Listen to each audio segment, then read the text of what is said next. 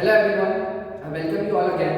Today we are going to start our part number 4 of our chapter number 11, the development of medical science. In this part, we will cover medicines, antibiotics, prevention of diseases through vaccination.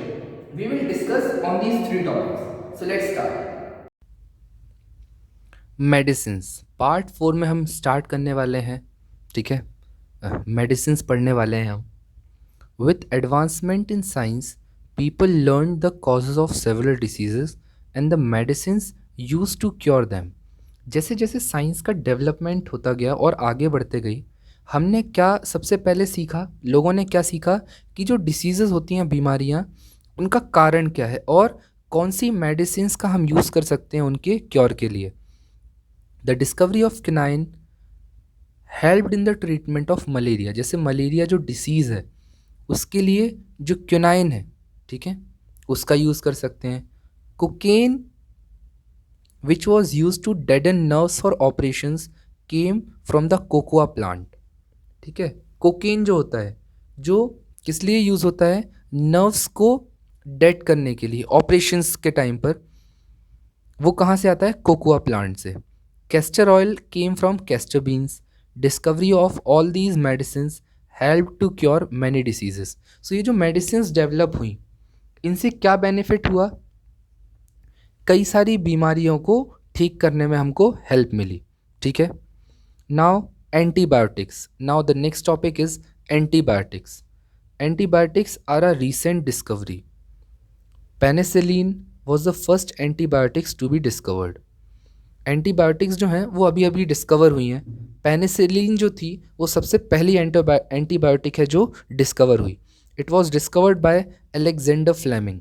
किसने discover की थी, Alexander Fleming ने। Chloromycetin and streptomycin were discovered letter.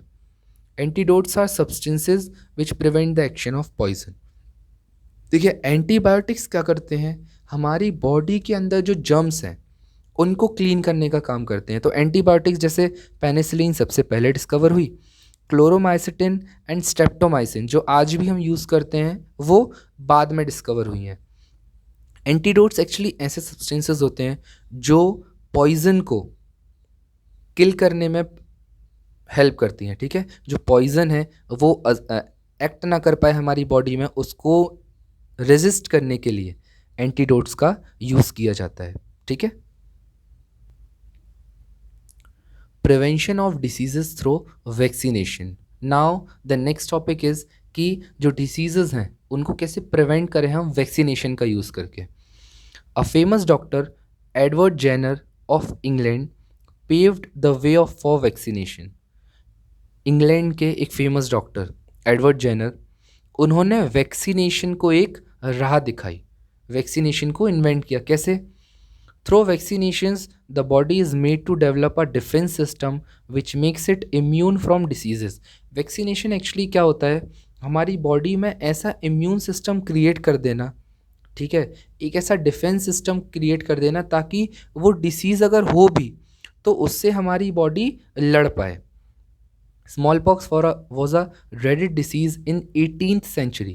Thousands of people died of it. 18th century में, 18th century कौन सा period होगा, 1791 से right 1800 तक, 1701 से 1800 तक। Okay, sorry.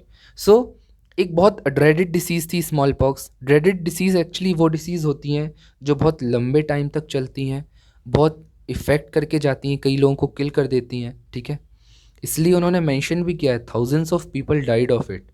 ठीक है, the discovery of vaccination is an interesting story. अब हम वैक्सीनेशन कैसे डिस्कवर हुआ उसके बारे में देखेंगे। One day a milkmaid told doctor Jenner that she would never have smallpox because she had already had cowpox. Cowpox is a disease milder than smallpox which human beings get from cattle. एक दिन क्या हुआ, doctor Jenner जो England के थे, उनको milkmaid ने एक ये बोला कि उनको कभी क्या नहीं होगा, उस मिल्कमेड को स्मॉल पॉक्स, क्योंकि उनको काउपॉक्स पहले से ही हो चुका है। काउपॉक्स भी एक बीमारी का नेम है जो स्मॉल पॉक्स से माइल्डर होता है। ठीक है, थोड़ा कम इफेक्टिव होता है। और वो कहाँ से हमको लगता है? कैटल से। To test this he collected the pus oozing from the boils of a patient suffering from cowpox. इसको टेस्ट करने के लिए उन्होंने क्या किया, जिस पेशेंट को काउपॉक्स था, ठीक है, उससे जो बॉइल्स थे उससे उन्होंने पस कलेक्ट किया पहले, ठीक है। He injected the liquid into a young boy. The boy suffered cowpox disease for some days as expected and recovered later. उन्होंने क्या किया, अदर बॉय को, एक यंग बॉय को उन्होंने उसको इंजेक्ट किया, उस लिक्विड को, उस पस को, ठीक है। सो उससे क्या हुआ, उस बॉय को पहले क्या हुआ, काउपॉक्स डिसीज हुई कुछ टाइम के लिए और फिर रिकवर कर लिया उसने, ठीक हो गया वो। Jenner now injected the boy with germs of small pox disease but no reaction was discovered. So अब उसके बाद उसी यंग बॉय को उन्होंने किससे इंजेक्ट किया, स्मॉल पॉक्स डिसीज के जर्म्स से, ठीक है। उसके बाद लेकिन क्या हुआ, but no reaction was discovered, लेकिन कोई भी रिएक्शन नहीं मिली।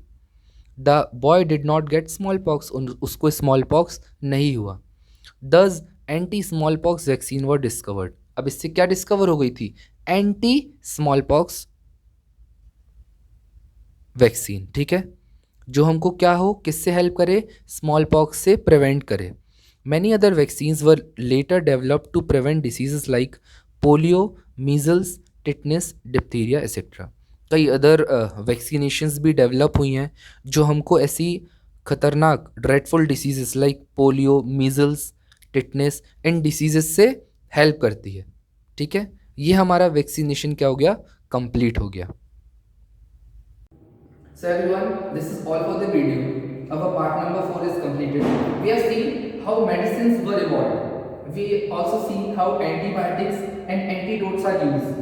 Like to kill germs, antibiotics are used, and while to cure the poison, we use antidotes. Then we have seen how Edward Jenner started the use of vaccination through the idea of smallpox vaccine. Okay, so that's all for the video. Thank you.